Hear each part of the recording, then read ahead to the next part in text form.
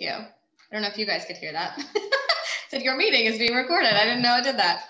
All right. Well, this is one of our special guest Zoom calls. We're so excited to have Nichi as a guest here to talk to all of you, because not only if you are a mom, which we have so many moms, you know, kids in general are just one of those like really interesting to me, you know, clientele where it's like things are a little bit different, but they're also so the same. And so Emily, as you guys know, we're not experts in kids. We try and give advice where we can, but you know, what better way to get expert advice from someone who works with kids all the time, and does a very, very similar practice to what we do with root cause formula. So I'll let, you know, Nichi introduce, you can introduce yourself. We'd love to hear just maybe like how you got into doing what you're doing, a little bit of your background, and just kind of lead us right into the conversation. But thanks so much for being here.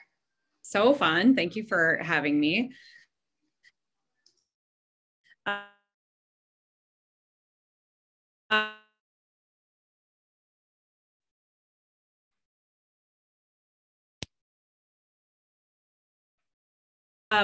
It's kind of funny. I remember my neighbor Darcy would pay me $1 to play with him while she took a shower because her husband traveled. And I remember thinking it was super important. And now looking back as a mom, it's like anytime you can get like a mom's helper for $1 so you can take a shower, you're winning, right?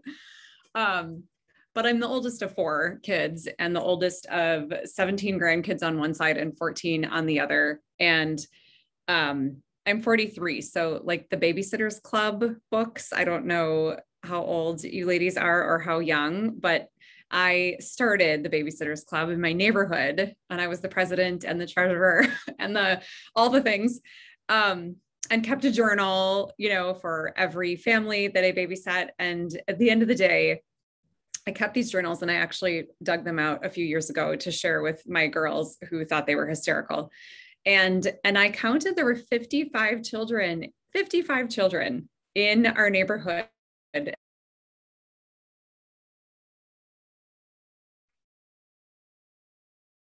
And I cared for every single one of them. So I baby term nanny jobs with a total of 6 babies, 2 toddler, 1 family I was with for 14 years, and the other I was with for 5.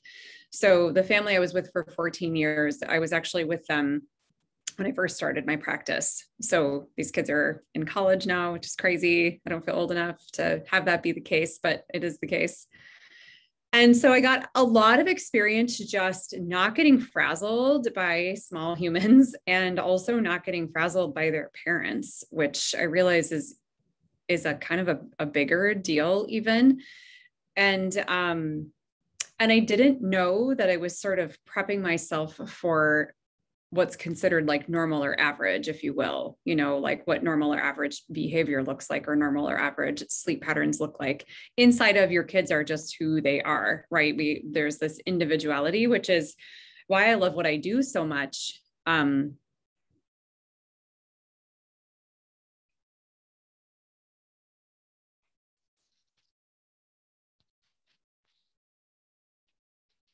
Because we use muscle testing, the fun comes from where you can, the questions you can ask. I'm going to stop talking because it looks like you guys are cutting out. I'm not seeing any freezing, you know, screens from over here. I know, I wanted to make sure it wasn't just on my end computer, but it is cutting out just a little bit. So I don't know if it's your connection, but I mean, we can generally hear you, but there's a few parts where it started to cut out. So I just wanted to make sure. Yeah. Okay. I'm not sure. I'm usually on Zoom or on Doxy when I'm here at the office. So I don't think anything could have prepared me to do what I'm doing now. It's just the opportunity to be in a space, whether it's remote or, you know, here in our practice, and to be one-on-one with people, finding out, really getting to root cause of what's going on with them. So I loved finding root cause formula because I was like,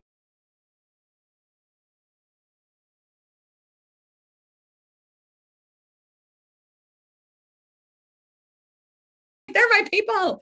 Oh my gosh. Oh, I just don't even know where to start. That's super, super frustrating. And I'm not sure where all of you are from. I am from just west of Minneapolis, and we have a lot of really, really great I shouldn't say a lot for people like us to bump into, say, like a pediatrician who's more progressive, who's willing to kind of hear you out, who's willing to let you as mom call the shots, is like a really hard thing to find. And we have a handful of them here in the Twin Cities. And I'm so, I feel so blessed that our families have this avenue, but it doesn't always resonate for everyone. And often what you'll find is you kind of keep going back with the same concern or the same complaint. You see the same issue persist, the same symptom over and over. And in your mama heart, your intuition is like, this is not right. Something isn't working.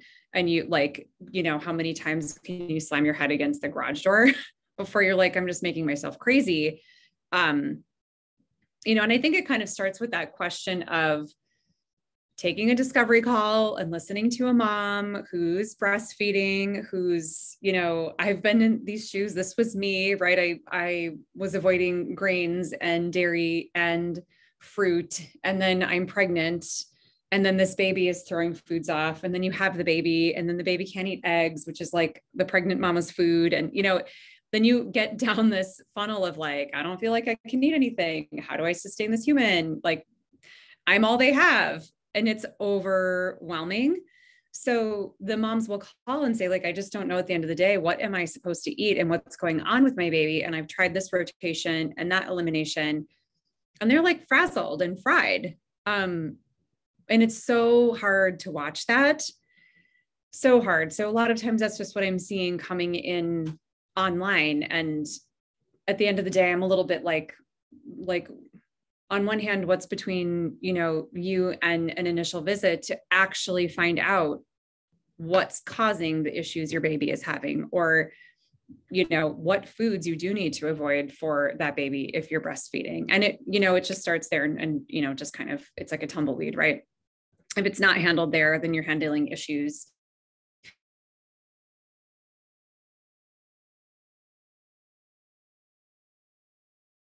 in toddlerhood. And if it's not handled there, then you're 10 times the majority of what I see are things that can totally be handled. And they're not, it's not rocket science either. It's the willingness and the curiosity, which you have as moms, right? You have as human beings. You're standing in that inquiry yourselves of going like, okay, what can I control here? What is it that I can take responsibility for? One of the phrases we say here at our office is like #claim your health, and claim it like you have never claimed it before. Take responsibility in a way that you have never looked at it before, and be willing to see it newly, and be willing to unlearn everything that you think you know about you, or everything you think you know about your kid, because you're mom and you know a lot, you know more than anybody else. But then like check that at the door for a minute and let me or let whoever come in and see newly, you know, your child, or, you know, whatever it is. It's the one thing I think about in my practice. I mean, Allie, you and I came across things that were like, bing, right? And I think that we just have to allow space for that to unfold. You're gonna have to stop me because I'll talk the whole time. Well, I have some, I'll kind of like pepper in some questions. So I was going to see, I mean, I have a million questions kind of like lined up already, but I guess to kind of start out, can you give us kind of like, I guess even like the way that you got into, because what you do is virtual muscle testing, which is obviously what we do. And everybody here is very familiar with that. And so when Nikki and I were chatting, I was going to say, like, anybody who comes to see you, it's not going to be this huge disconnect of like, wait, what do you mean you're trying to energy frequency test from a distance? And how do you know what I was like, no, everyone here, like they get it. Like, that's what we do.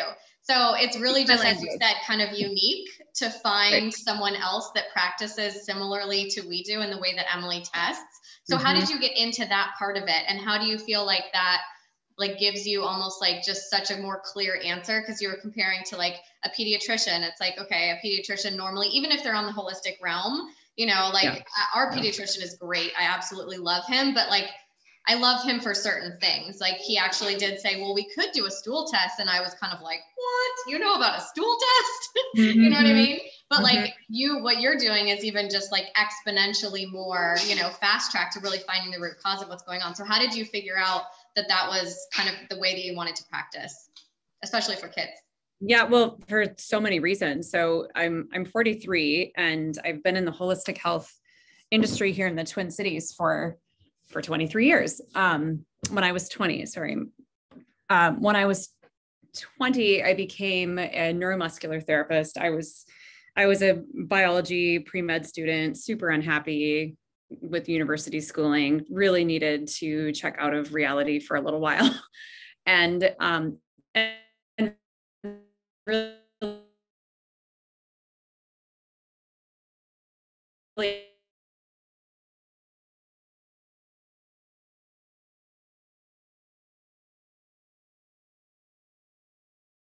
it was a couple of my friends who were like, you seem to like, but at the same time, I was really trying to figure out what do I want to be when I grow up? And all my childhood, like from the age of 10, I knew I was going to have my babies at home, and I have no idea where that came from. And that led to this, like, I would be the crazy teenager that would be like, can I touch your belly? Can I hold your baby? I was just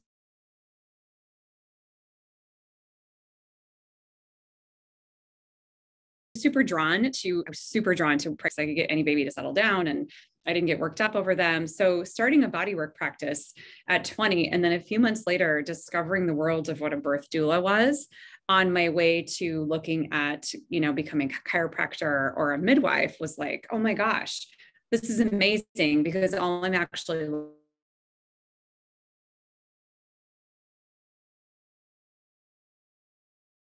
looking for is not the knowledge on how to connecting to her and connecting to her people. Hold on, let me see. Hold on.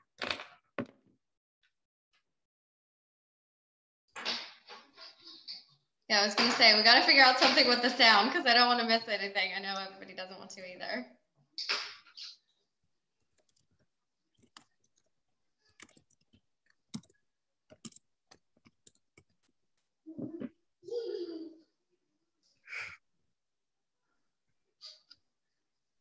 Okay, she's going to call in from her phone and go outside and see if that helps.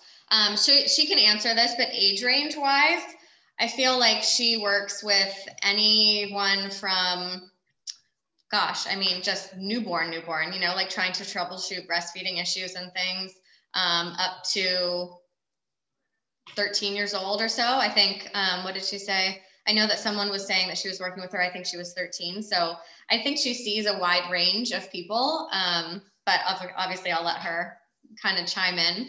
And then I kind of want her to go into as well, kind of like the process in which she kind of goes through. But so my son is seeing her.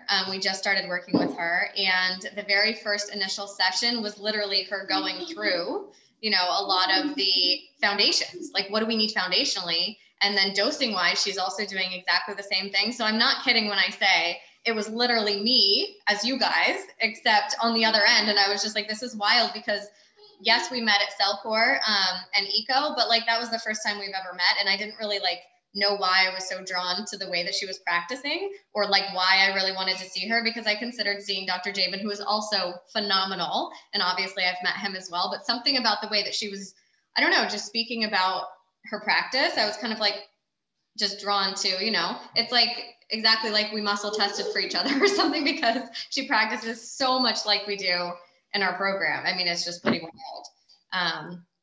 Let's see if she's back yet. No, I think she's still somewhere. And then for kind of questions, if you guys want to keep putting in questions, I'm going to ask her, email her direct link. Can you email me the direct link so I can connect? Yes. All right, hold on guys, 1 sec. And yes, her eco presentation was amazing, which you guys have all the slides too. You don't have the, the full thing, but you have the access to the slides there. Okay, let me send her something real quick.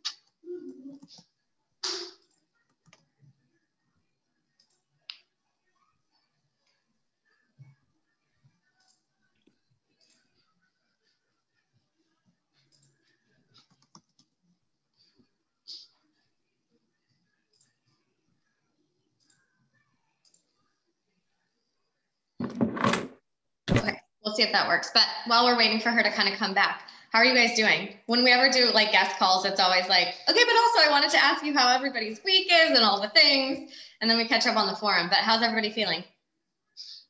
We having so far a good day? Yes, no? Any updates anybody wants to share? Could be bloating and breaking out. Totally okay. I think we've gotten, so from like kind of some of the questions that you guys are sending in, I think bloating is a big, big, big thing that we're going to have to do like a whole entire, you know, topic on one of the calls about, because it feels frustrating like it's not working when really that means everything's working. You're busting open biofilm. Things are coming to the surface. Your gut is actually doing and recognizing and kind of like unearthing these things that have been hidden for probably a really long time. So that's a totally, totally common thing to have happen, especially when you start a protocol. Fatigue, nauseous. Yeah, I mean, think about all the things that are going on. And some of you who are in the February group, you're kind of like going into like maybe yet another layer. And if you're in our beginning April group, you guys are, you know, you're kind of in it now. You're into the uprooting of stuff. So that can happen. Okay, Nikki, are you with us? Yeah? Yes. Can you hear me? Perfect. Yes, I think so far. Okay. So there may be a little wind, but I'm just going to try to tuck myself actually in a little spot here. I just flashed, I'm sure somebody who drove by, but oh well. Totally fine. At least you're getting some sunshine. Totally fine. This is totally acceptable. So one of the questions that I tried to kind of answer, but I want to, you know, you answer better, but what kind of age range would you say is kind of like your most common client? Or, you know, what is it like literally from birth to 16? What is your bread and butter? It's the littles. I mean, days to weeks old is not uncommon, particularly when nursing issues are a problem. I would say a lot of toddlers to like that kindergarten and first grade age, because they still do what mama says to do and take what mom says to take. The school age kids, it's possible we still see them. It's just less of them. It seems like those, I'm trying to put an age range on it, you know, kind of maybe third grade to middle school, less. We do have kids on programs that age, but by the time they're coming around to middle school, either they're in misery, you know, like they've gone through whatever, they have eczema and their friends are making fun of them, or they have some kind of experience that they're now seeing like, oh, I actually could take some control over this. It is a little bit, you know, being the mom of two teenage girls, our girls are 13 and 17. You know, you walk a line between, I always say, I walk the line between keeping them healthy and them like flipping me the bird every day. And that's total reality because, you know, did you take your supplements? Did you take your supplements? Like they're so sick of me saying that all the time. But then the minute something is wrong, they come running, right? Like, mom, what do I need to do? What do I need to take? And so we have that experience, you know, in our office as well. And the goal is to train up the moms. Like, so you guys are doing a great job. This is why you're in this group. You're getting trained up for yourself. But I think sometimes we forget to kind of turn on our listening ears for our small people and look at how we can take what we're learning and do for our littles. So when we have small people on programs, it's our job to do the best we can to also educate mom. So to not assume that she knows what I mean when I start talking about gluten, and to not assume she knows what I mean when I'm saying, you know, plastic toxicity is an issue. And, you know, I come to find out that maybe they only drink Ice Mountain out of plastic water bottles because they think it's better than drinking out of the tap, right? So it's just like these levels of education and communication, making mom right for the choices that she has made, because that's all we ever know to do is what is in front of us until we know better and then we do better. So much depends on the experience mom is having at the time as to the age of the children that walk through the door here at our physical practice or that we end up working with online. Yeah, I think that's helpful. So kind of going back to like some of those symptomatic things, what do you find like people coming to you most for?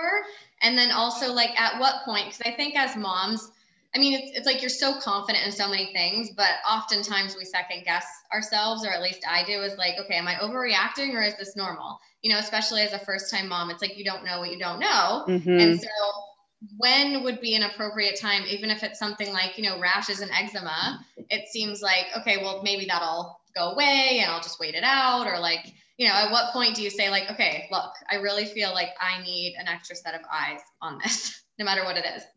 I think that we as moms all know intuitively when that is. We just don't listen to ourselves. It is, we totally doubt ourselves. Like, this is, you know, it's going to be fine. Or if it's just one more time, part of it is like, because it falls into like, pardon my language, but like, shit, another thing. Like, I have another thing to manage and I have another thing to do and like another thing to pay for. And, you know, so I get that aspect of it. But I also think if we just tune in a little bit, we know in our heart of hearts when we're ready and when we have to kind of expand our own horizons and listen a little more deeply and just allow yourself the permission to hear your own intuition. If it's like nudging you, it doesn't mean you have to do anything with it. And that's one thing I tell moms when they call in and inquire about an initial visit. It's like, it doesn't mean. I'm good. I will see you tomorrow. It doesn't mean that you have to commit to anything, but what it does mean is that you're opening yourself up to a couple hours to learn more about your child than you think you might know about your child, and or to start making some of those connections. I always say, like, we're dot connectors. That's what we are. And it doesn't always happen right there in the moment during the initial consult or during the report of findings. It might happen even if you decide not to move your child onto a program. You'll be like weeks later and something will show up and you'll be like, oh my gosh, I totally see it now. I totally get it. Right. Or you'll be on a program and that will happen. What's really beautiful is sometimes we used to have a rule, actually here, a policy that in order to have a child on a program, we also had to have mom on a program. And that was so hard to manage because you had these moms who were here to get their kids well, but moms who were not willing to get well themselves. It was like, are you kidding me? It's so frustrating. These children are never going to get well if you're not committed to that yourself. If you're not willing to model that behavior, and it's the whole be the change you want to see in the world thing. It really is. So we dropped that policy. And what I have since found is it seems like it opens the door to more possibilities. So we see more kids simply because of that. And sometimes I know it's like a financial thing for people. So we have to walk that balance, walk that line and balance that with people. But at the same time, it's the opportunity to watch mom empower herself and become enlightened to a certain degree, and like to watch the light bulbs turn on is so freaking fun. Because the minute she does that, she's just in a more empowered state of mind, and then she's more confident. And, do you ever notice how, I'll be the first to admit it's not something that I love about myself, but I could get a little assertive if I'm actually not confident about something. I can be like to my husband, yes, I know how to. He's like, no, you don't. You don't know how to put that together. I'm like, it's fine. I do all these things when you're not here anyway. Just move over and let me put together the desk, right? And we all know the desk is going to tip over if someone tries to sit on it. But it's the idea of like building confidence one little bit at a time with tidbits of information, with connecting little dots. And doing this kind of work with your kids can be a little overwhelming because of the kind of information that you learn. And you might just be like, God, I thought metals were a problem. Like, I didn't know, radiation's a bigger deal than that. And it's kind of like that. So it's kind of making space for new information. It's being in 8th grade and learning whatever you're learning in math, and then learning crazy fractions, and you just make space for it. Like every week you're learning something new and it sits in the archive, and sometimes you retrieve it and sometimes you don't. More often than not, I think as moms, we find ourselves retrieving those weird snippets of information when we least expect it. It's when our girlfriend comes to us and is talking about all these things that's going on with her kids. And all of a sudden you're like, wait a minute, I heard I knew. Did you know? Have you heard? Right. And then you're like excited because you were able to make a difference over there in her world when nobody else would understand her or know where she's coming from or know where she's getting this information. So I always think when we take responsibility for our health and we start listening newly for our kids, like we get to be such a gift to people around us and have that ripple effect, onto our own communities of our own circles of family and friends as well. Yeah, absolutely. And when you kind of touched on metals, like what are the categories? So everybody's familiar kind of like of the things that come up and like what are umbrellas, we call our umbrellas right. kind of like the root cause.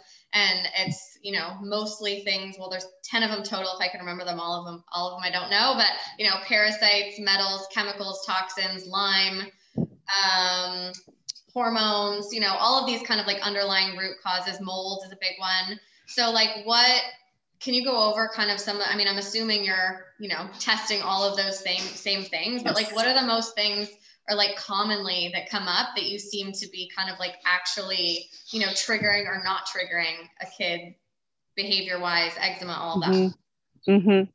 So I love I'll just, because they're literally, I have them memorized at this point. So, I am at any given time asking about up to 100 different foods, metals, chemicals, radioactive elements, pathogens. So we're asking and testing about parasites, viruses, fungus, bacteria, vaccines,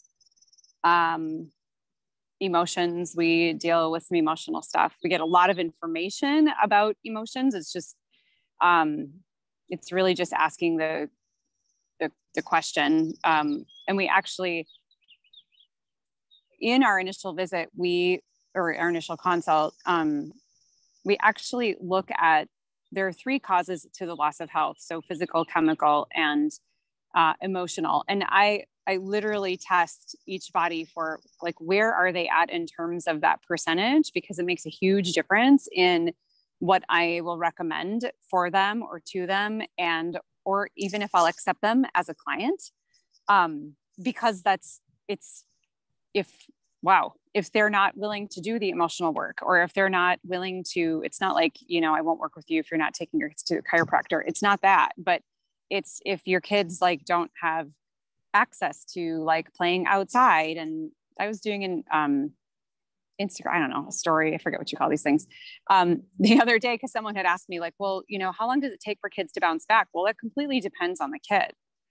Depends on the stressor, depends on their home environment, depends on what they're being fed, depends on how well they sleep. Like, do they get to be kids? Like, do they get to stand in the space of magical thinking, or are we like forcing logic on them too soon? Stuff like that. So I'm trying to think of any other stressor that, mold falls kind of into the infections category that we check for.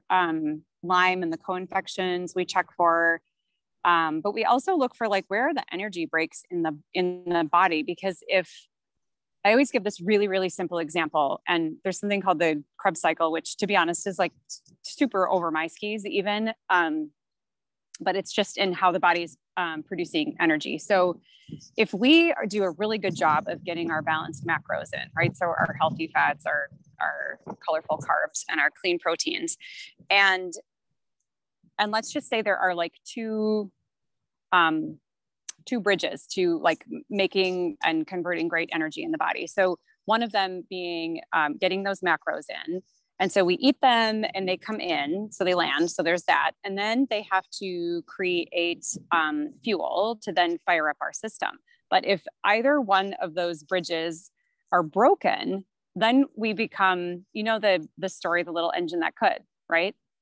That train that's trying to get over the hill with the whole thing of toys, and it just doesn't have enough power to get up over the hill. And I can't remember, this little engine or something comes up behind it to push it up over the hill. But and you yourselves are probably have felt this at some point, or you wouldn't be in this root cause formula program where you're like, I feel like I'm a hamster in a wheel, and that's all I do is just sit here, but nothing ever changes. And I just hang out or I get worse. it's the same with kids. So if we can't figure out where those energy breaks are and why they're there to begin with, we don't have anything to educate you on. And they're not going to get better if they're not, able to have this mitochondrial support that they need to do the big job of growing and developing in these little bodies. And then the second thing we look at is, and I have a ton of fun with this because it's just fun with kids, but we look at where is the bug poop, because the bugs poop and they leave behind their whatever exoskeletons or their excrement in the body, and it can clog up any of those systems. And so I'll say things to the kids like, I see a little bug poop and, I see it right here on your heart, or I see it right here on your nose. And from there, it's like the janitor has to show up with the mop. So it's not that kids have to be present every time I'm, with them to test, but if I can speak to you like you're in kindergarten, you'll get what I'm saying. And we're on the same page all the time. And it's lighthearted and easy versus like spewing a bunch of stuff that's just top level. That's like, it doesn't even compute in my brain. So why would I speak that kind of language, to you? Does that help answer that question about what we're looking for? Yeah, I think it does. And one thing that I thought was interesting that you kind of picked up on, which we don't necessarily do like in our one-on-one consults, maybe, sometimes it's apparent, but there's different parts of the body where we're saying, okay, this is like where I can see what's, holding up the process of our goal of X, Y, and Z is actually in like that upper, right cortex or of the brain, so I think that's kind of like an interesting component of like, with developmental, because kids are different in the sense that we're looking at cognition, we're looking at, speech, we're looking at developments, or, it's like, there's always that kind of like, quote unquote, they should be doing this at this right. age. Oh my gosh. Yeah, yes. but they're not, right. So like where in the body is actually that stagnation? And obviously I think probably sometimes it's in multiple places, right? But that would be kind of what you're saying is like, where is the energy broken? Like, where's the missing link? Right. Well, and also whose timeline are they on? Right. I hate that. I know. I hate that. Right. But that's truly a piece too. It's more, sometimes I think to myself, I wish I could remember to answer every single question every single time I'm with a client, but I suppose if that were the case, things could get really boring. But it's the conversation and it's the connectedness and it's the willingness for mom to just be super flat about whatever I'm asking her and kind of crack open wherever she needs to share about her children. And to be clear, for sure, until your child's 3.5 years old, the two of you are connected. Like, even if your child is adopted, you are tethered. It's just the way it is. The mama love, like that just, it's a thing. I don't know if you ever follow anthroposophy or the work of Rudolf Steiner, but we had some Waldorf school experience with our 2 older kids. And I fell in love with the way that he describes representation of that mom baby unit. And it made so much sense to me, having been a birth doula and a childbirth educator for 20 years. It was like, I got to see these babies come through, and I got to see when things didn't go right, when there were complications. And I got to see when mom has tried for a really long time and didn't clean things up, but just kept trying and trying and trying. And then there were always complications. So cleaning things up in the beginning, getting you to see where you're connected and where the disconnects are, and kind of getting you to a place of being really clear about what's going on with your kids so we can start unpacking, whatever that issue is. Yeah. There's a question in the chat I was going to ask, because I think that kind of leads into another, kind of good topic, but this was from whoever DMAC book is, I'm not sure, but what are some of your general top tips to teach moms to raise healthy kids? So like, first part of that, a lot of the stuff that we go over is things that you guys know that you already touched on, like plastics or EMFs or, some of the basic things like clean drinking water, all of that. Maybe is there anything that you think is one of those like, oh yeah, I totally forgot about that, or like didn't really think of it? And then also if moms are trying to kind of maybe do their own type of troubleshooting with their kids, like where supplement wise. So we came out with kind of like a foundations PDF where Emily has kind of tested, like, here's a great binder for kids generally.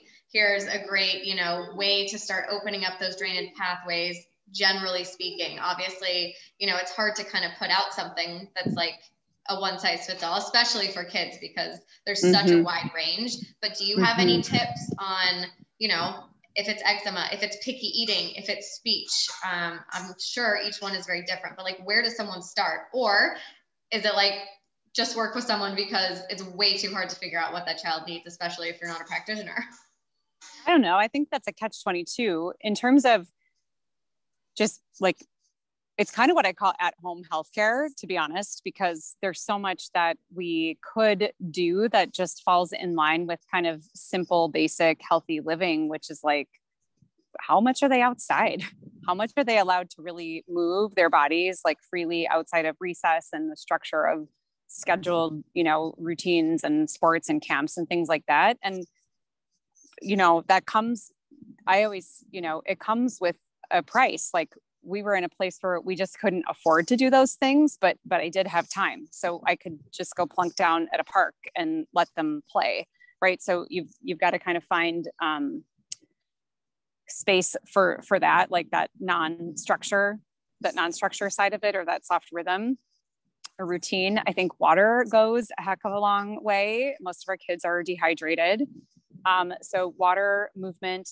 And then when you look at supplementation, you know, I think if you're doing the basics, like, and here's what I would call the basics. If people are coming in and they're like, I thought I was doing everything right, which would be like, I have them on a probiotic, I have them on a multi, you know, like TRS is a big thing out there right now that people are using with their kids. And it works to an extent, but it doesn't really get the big stuff. But what it does is it will take enough of a symptom picture away for long enough to have mom feel like, okay, good. Like, we got somewhere.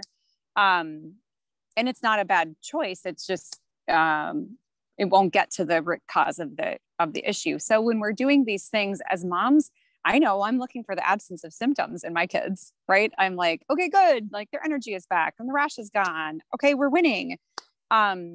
Except for it's harder as moms to be present to what the root cause is, probably because you don't know how do you know what the root cause is, unless you're like, you know, we're in a mold infested home and you knew it and you experienced sickness and illness and you started seeing some of those things in your own kids, and you can kind of, you know, map that on.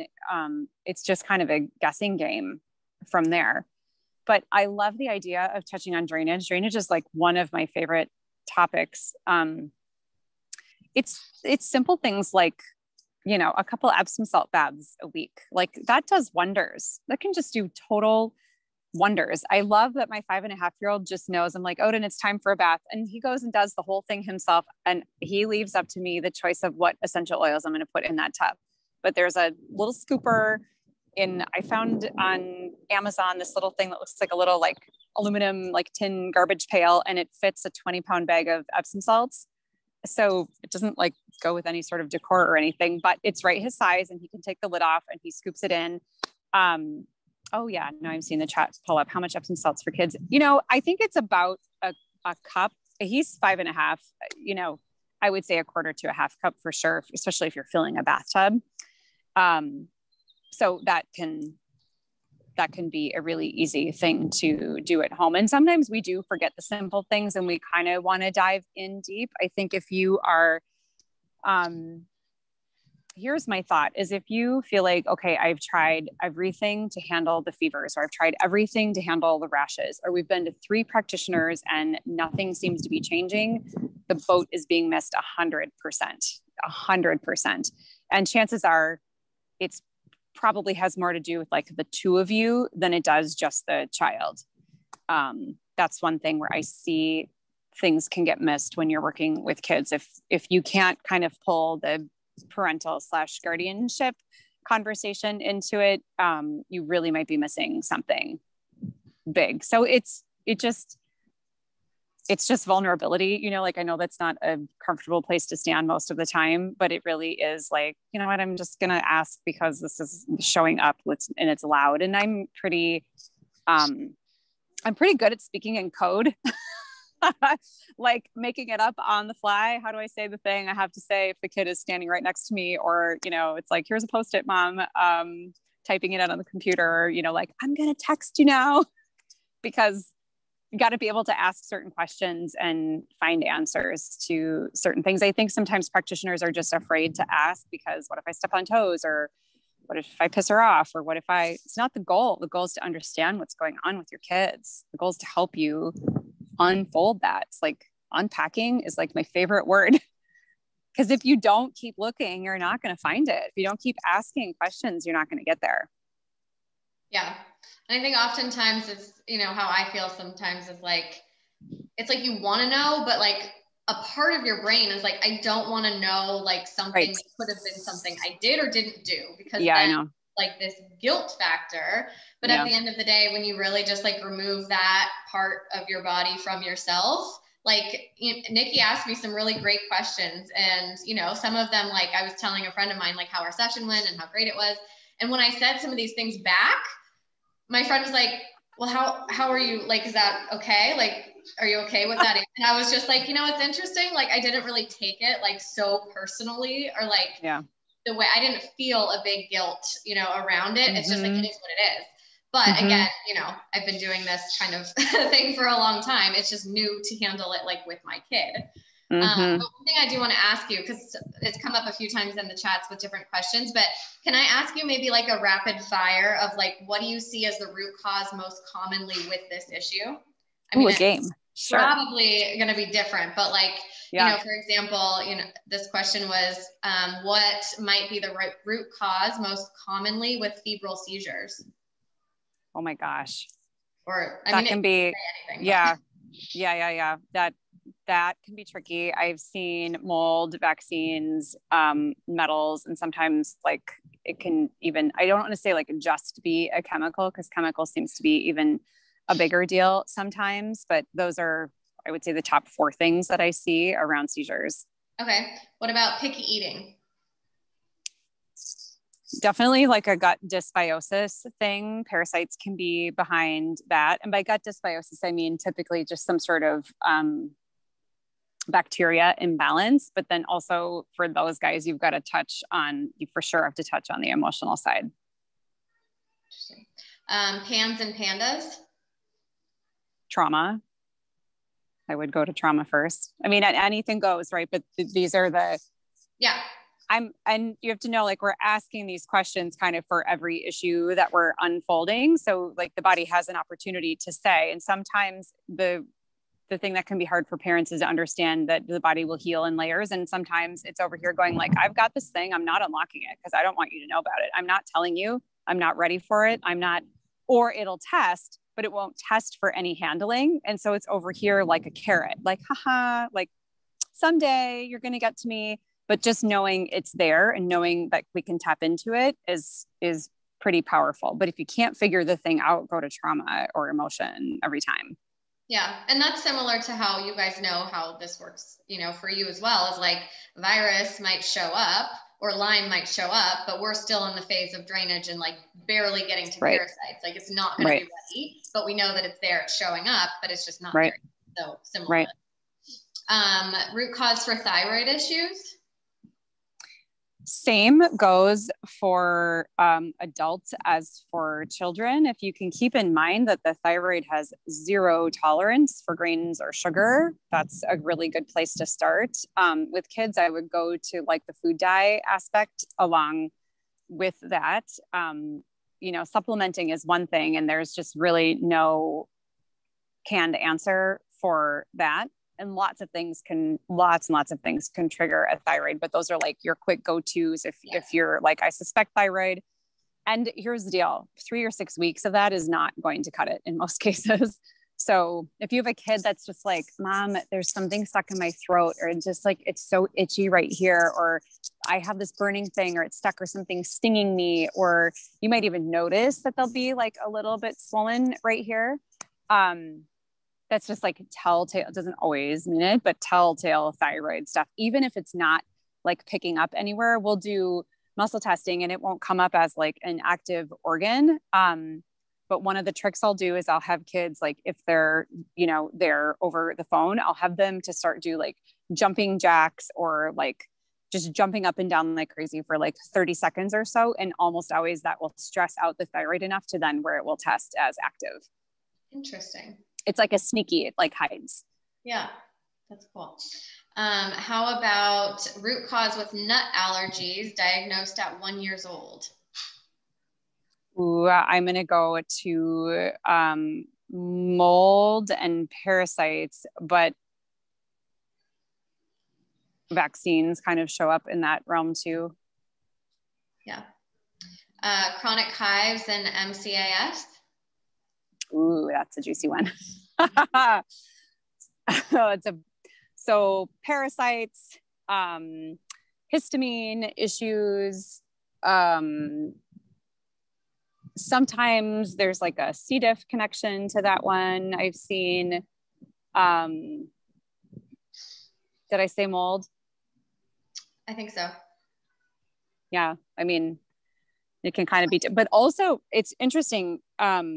Stress plays a huge part in that for people. Mm-hmm. So kind of going on this, because I think the next question kind of relates to this when you're talking about like emotions. Well, the question from Amy is when you're talking about emotional stressors in a home, are you talking about like abuse or horrible things or trauma? Are you talking about just like trapped emotional energy?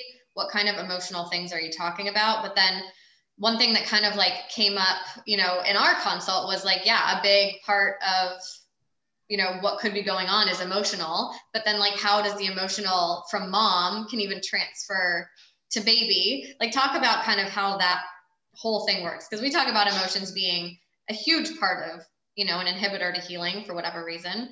But if you could kind of enhance on that, I think that's kind of interesting because it's hard too, when kids sometimes don't know how to express their emotions and kids that are not talking, that's like a whole other level of challenge, right? Right. Yeah. So here's one thing that I figured out along the way, which is that when I am testing, I actually, if I'm suspecting something on the level of emotion, so this could be like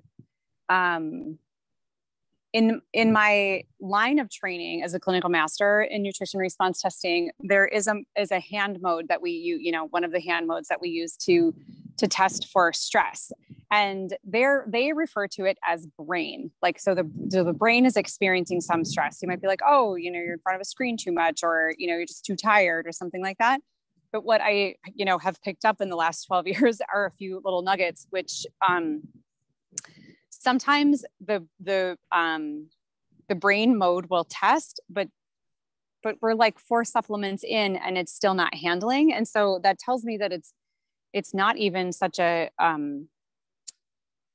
we could supplement it all day long, but who wants to try to do that? Like what if we just charge you with the handling of whatever that is, but that's the rabbit hole right there. So like, is it stress? Is it trauma? And these are just all questions that we then get to ask the body. Is this a positive emotion? Is this a negative emotion?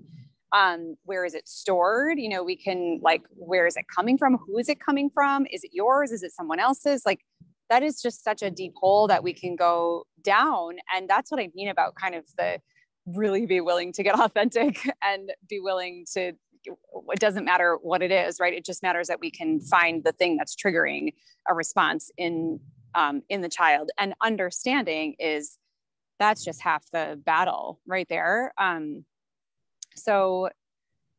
trauma. So I spent let's see, 5.5. So 2 years ago, I wrote a rough draft of a book on the parallels of healing and trauma. And so that will make its way out into the world at some point in the next few years. And that's from being a trauma survivor, but then also starting to understand there are these little teeny tiny traumas that happen in life that, hang on, it's going to get loud for a second.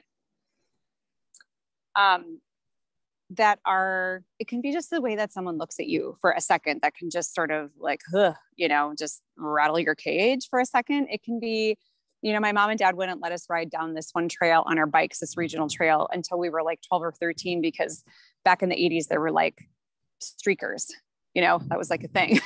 And like, that would be traumatizing. Right. But, for me, I'm the survivor of childhood sexual abuse and, date rape at 19 and, emotional abuse, verbal abuse in the first years of, it's all handled now. We're still married, but for the first number of years of our marriage, I was married to an alcoholic. And so some of that is like, sometimes I'm like, gosh, takes one to know one. Cause sometimes I can see it and I can spot it. And I can see it in kids, but also I just think that's where a lot of my intuition came from, was just because that was the safest place for me to be, was inside here, just in this open vessel of like feeling and energy and all of that. So there's no one trauma that trumps another person's trauma. That's why I'm saying it can be a little tiny thing. It can be something that a teacher said to you, something someone from church said to you, something, I remember one of the little guys I used to nanny, he had this tight curly hair, and he was 6 and he came home crying one day, playing outside in the neighborhood. And I was like, Lewis, what's up? And he was just like devastated that Riley across the street called him a pasta head because he didn't like his tight curly hair. And it was like, he couldn't get over that he was called a pasta head. Like, it just was adorable. But it doesn't matter what it is, whatever it is that's dragging us down can be really simple. And so I don't always mean that trauma has to be like this heavy, deep, dark place. It really can just be, I was doing some mindset work he's an 8-year-old in our practice, and it's adorable. Like, he'll get really stuck in life. Like, he does, obviously distance learning this year, but is Montessori. And he was trying to build himself a little, like a little mountain bike, like a little ramp for not a mountain bike, for his BMX bike in his driveway. And he was like fit to be tied that he couldn't figure this thing out. And like, his dad was trying to help him, but he wanted to do it all completely himself, and do it himself worked into this tizzy. And I couldn't figure out why, like, this brain stress mode kept testing. And so I said to Mom, like, did something go wrong? Did he get like a poor grade this week? I mean, it's like a new stress.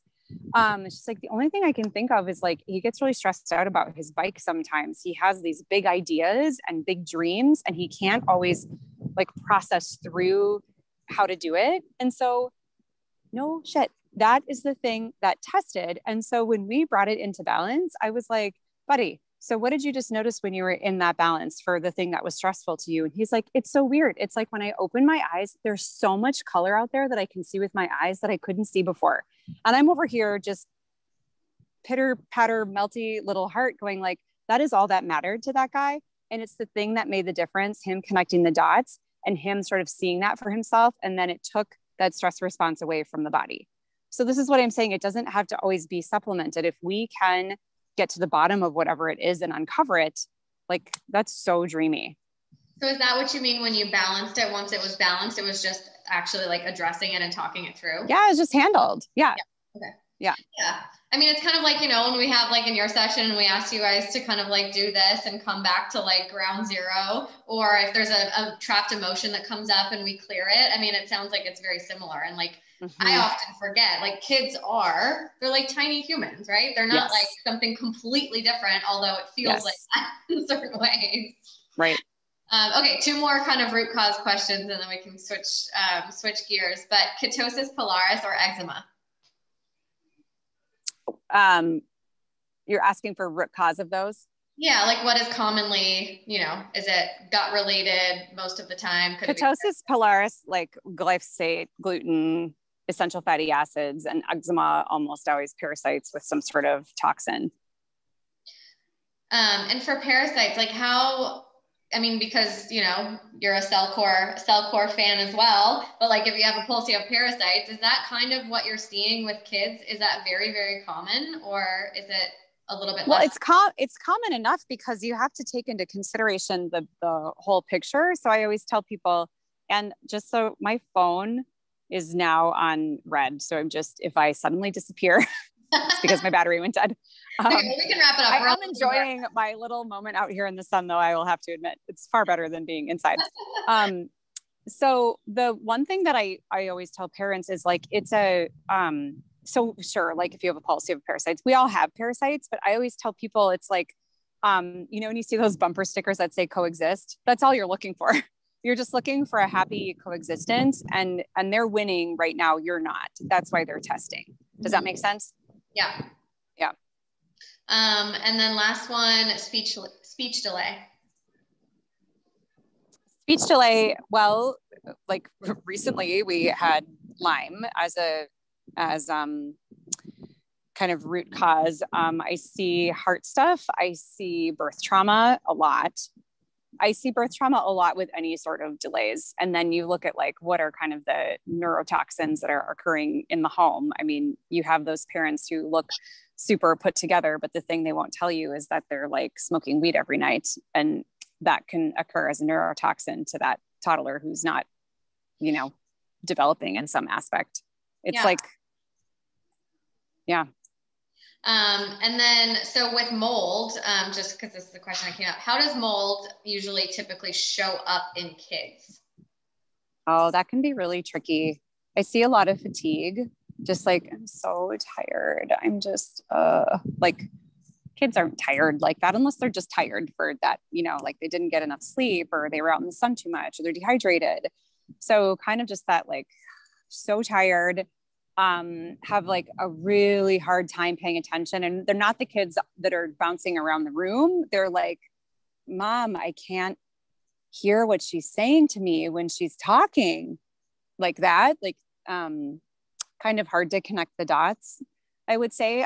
But I also see it with mast cell activation. So the beautiful thing with what I do is that I don't have to go like, gee, what is it? I get to just test and watch the body unfold and handle it as it unfolds. And that's like where the magic and the beauty is. Yeah. And then what is kind of like, to wrap this up in terms of like what it looks like to kind of work with you, but what do you find as kind of like, you know, our program, right, is like 3 months, and then people still have sometimes even a little bit, you know, a few more protocols to get through. It ends up sometimes being like another month, another 4 months. What's like the sweet spot that you see, you know, protocol wise or program wise for kids to where they really turn a corner and you're like, okay, I really feel like we've addressed what we set out to do? Yeah. If you really want to get things fully handled, 9 months to a year. Okay. Because the one thing that we always say and we hear is kids are really resilient, you know, and they bounce back. They are. And so sometimes hearing that might be like, oh, that's longer than I thought. Mm-hmm. Well, and here, I guess, my goal is to have parents get to a place where their kids aren't just feeling better, but where they're like really over the hump and they're over the hard part. And the hard part is going to be however long it takes for your kid and your environment and, you know, just their particular body and how they work. But getting to the other side is really kind of where the gold is, because if you can get to the other side, you have a mom who could see it through, so that if there is a flare or, you know, they come up against something in the future, they start to recognize things sooner and they have more tools in their toolbox to start remedying and handling things before they reach out and use a visit with me. So it's like having those visits there it's the thing to back you up. And my goal is never to take the place necessarily of your pediatrician, if those are the things that you use. But the more we can understand that our healthcare system really needs to be the place we go for the urgency and emergency situations, and the more we can arm ourselves with a sturdy toolbox at home and truly like a village of people who care about us and care about our children and who will really lean into that conversation with you, the better. So getting you over that hump into that space, connected in, tapped in, and grounded in like, okay, wait a second. Okay, the last time this happened, I remember maybe they needed more drainage, or maybe they needed more binding, or maybe this was stress. Oh yeah, that's right. Okay, so let's, you know, we're calling off the day. The day is going to look different than it does right now, because you get to take responsibility. You get to say how that goes. And then for your kids, like, you become the safe place. You become like, Mom's going to help me figure this out. Mom is going to make sure that I know my feelings are right. These are the feelings I'm having, and these are the things that I'm experiencing. And you guys, that is I swear, just, this is what you should know about me, is I swear, that is the shit that gets things handled. And that's where you like get to the other side with your kids and get to know them in a whole new way. And then you're going to get to know yourself in a whole new way, because you're like, we did that. We got through that. It was hard, but we got through that. It's why I tell moms, like, you all need to have nebulizers at home. It's not COVID you need to be worried about. It's the fact that we're so toxic that you need to be worried. So, handle the toxic environment by making sure you have these little $30 or $50 tools at home that when things start to show up rattly and respiratory with your kids, you know exactly what to do. Again, I don't treat, diagnose, and prescribe, but like most of the time, if you have stuff like that going up, you go to the emergency room and they nebulize your kids. We'll do that at home. Check that off your list first. If your mama gut's like, we can handle this, what do you need to have on hand to handle it? And little by little, start building up that toolbox for yourself. So the time is like, it's even less about putting your kids on a program so that they have a visit. It's more about like putting your kids on a program so you can build this up for yourself and build some knowing and understanding, which that's the kind of stuff that gets me all teary, right? Because that's the stuff that matters. Yeah, absolutely. And maybe we can talk to you kind of after this call and maybe we have like a master RCF toolkit that we have like all of our resources that we love to provide for them. So maybe we could do like a kids, what I always say, I kind of stole this from Dr. Ramel, who I mention a lot, but be your own Dr. Mom, right? Like have your own Dr. Mom situation. Like I've got this entire thing that some of the supplements I've never even used, and I don't even really know what they do. They're homeopathic remedies or borons, whatever. But I'm like, at least I have it in case I need it. Right. So we can maybe like, if you were to have like your top 5, maybe we can kind of like chat later and put those in our toolkit for you guys. And then last thing, we'll, direct everybody where they can find you, but I'm getting or seeing a lot of things about blood work just because that's like part of our process. But I mean, with kids, you're not thinking or like needing blood work prior to a consult, or you probably don't really use blood work very often. Is that right? No. And we're just starting to use blood work with big people here with what we do too, just to back up this, putting like the science and the art together so they can actually see the change that's happening. But I came from, looking at some of my background, I was doing actually some marketing and health coaching for a functional medicine practice. And we never did blood work on anybody less than 18 to 24 months old because a lot of times it was inconclusive. Now that was, 15 years ago. But it's, again, I think it's the ability to, to tap in and be with kids, people like there are chiropractors who are like, oh, we don't adjust babies. What? You're a chiropractor. You're trained to, adjust that baby.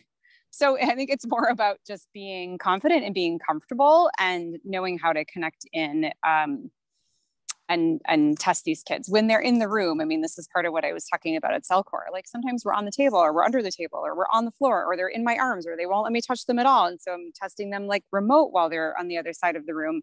So it's no different to me than being, on the phone or on a call or being with mom and the kid not even being present to tap in and test them. Got it. Okay. And last parting thing for you to leave us with, because I always, after listening to a few podcasts recently, like that are very stressful things, a few of them have ended on like, okay, everything I just said sounds like the world is ending. I get that, but here's what we could do about it. And after that, I'm like, that's so great. Okay. So to kind of like remove any stress from this, because like I said before, like had I had all of these conversations, even like 8 months ago, like I'd be a total wreck. Whereas now I'm like, yes, let's do it. I'm excited. Let's figure out the stuff. Like it's empowering, but like, do you have any advice on like, okay, mom, like this, what's going on is not a result of you being a poor mom. It's not a result of you doing anything wrong. It's not a result of you having a house that mold was living in and this is your fault and you didn't know. Like all these things, it's like, you don't know what you don't know. So like, what is your kind of like advice of wisdom of like, go into this feeling empowered and not, terrified that this is happening? So I think this came from my doula years, which was really like always meeting mom wherever she's at, because mom makes the best decision at the moment that she can make for her kids. So mom's always right. So when you can step, wherever your viewpoint is, step in and meet mom at that conversation, she's going to be much more open A lot of times I can tell you because I'm a practitioner, and there are practitioners that I don't like working with or taking my kids to, because they'll assume I know things because I'm a practitioner, and I'm taking my kids to them because I need them to assume that I don't know. Does that make sense? It's just that same thing. I don't like, my mom always says to me, why do you tell people that you grew up on Kraft mac and cheese and Oscar Mayer hot dogs? I'm like, Mom, because I did, with a side of Kool-Aid. And it doesn't make you a bad mom. It's just what you knew at the time. And it actually helps me relate to the people that I'm connecting with, because, you know, they were kids of the 80s too. Like, they were probably singing to Tiffany and Cyndi Lauper in the basement with Mickey Mouse t-shirts on. It's just what we did.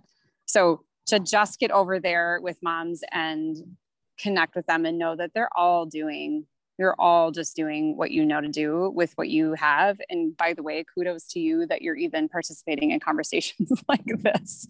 I mean, you know, all we can do is educate ourselves. And then from there, you know, we can continue to make decisions that feel good to us and our family members. Yeah, no, I think that, I love that. It makes sense. I think I reposted it maybe even yesterday or last night or something, but it was from one of the empowered kind of mom accounts that I follow. And it said something like, sorry, my kid is now here. The most important thing you can do is not only love your child, but tell them and let them know that they can do no wrong. And I feel like I read that too, but like, I also said that to myself.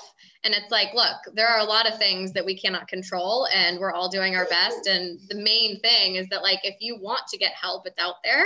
And, you know, no matter what comes up, that's okay. Like, we're figuring it out. You know, there's no like scary things here. It's really just kind of like, okay, I have information, and information is so empowering, especially when you have like the support. And that's why I really feel so strongly about asking for help, especially if it's something that you're just like, I mean, being a mom is hard enough, let alone trying to be a mom and helping them through something that you kind of know a little bit about, but like, don't really, you know, like, there's just no reason to not have somebody else kind of like on your team and take charge, so you can literally, you know, relax. Right. Well, and the thing I was going to say, it's like, no pressure being the practitioner mom who everyone assumes my children should be just gems of health. And